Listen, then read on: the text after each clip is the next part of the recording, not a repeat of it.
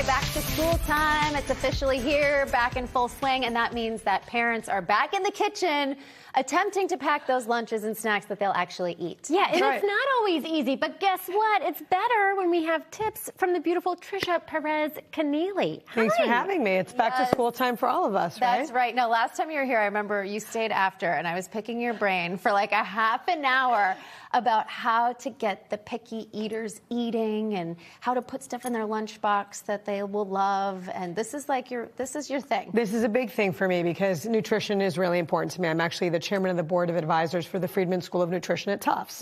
So making sure that our kids have access to healthy and safe food is great.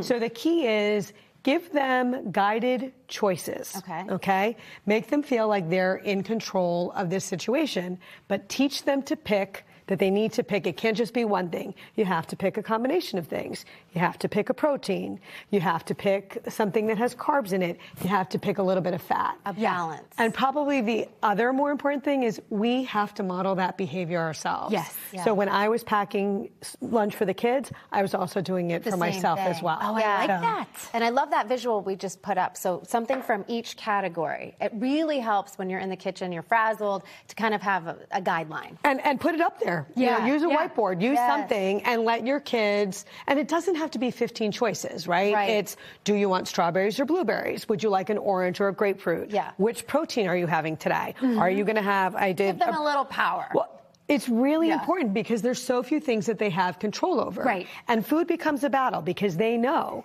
if you make it a battle. So my big thing is you're not going to starve.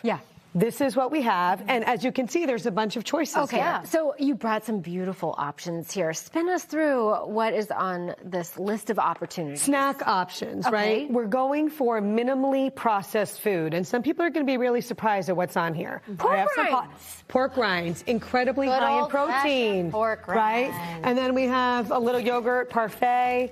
I like basil seeds. Some people like chia, but your kids can mix and match which fruit they want. They can pick their yogurt. But the important thing is that this yogurt, it's plain yogurt. I'm using the fruit as the sweetener. Got it. A lot of those yogurts that are aimed at children have at least a tablespoon of sugar. Keep it simple. Keep it simple. Basic. And sneaking in the protein. Also, I'm not seeing deli cold cuts. No, I tried to, this is a chicken breast. I made it in my air fryer. It took 40 minutes. You can totally do it on Sunday, and then we can slice. You can also buy this pre-made at the grocery You certainly store. can, but I would encourage, try it at home. Turkey breast also? Turkey breast. And the important thing is to portion sizes, right? I think too oftentimes, I think the reason maybe things are coming home in a lunchbox, you're giving them too much, right? The size of their hand. This is 4 ounces of chicken. I measured it out.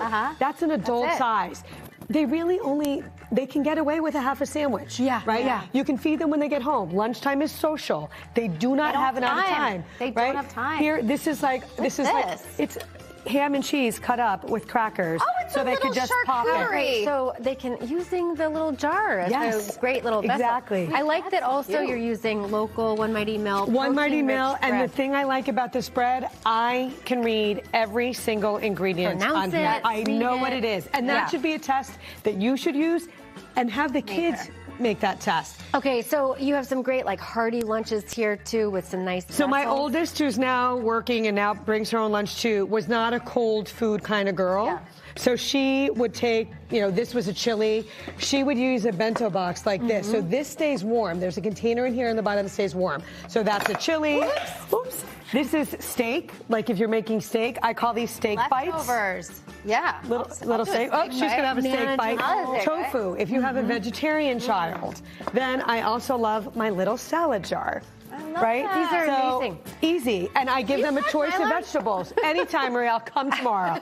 School lunch made right. Thank you so much. Oh, it's my pleasure. And happy back to school. We got this. Happy back to school. Have fun.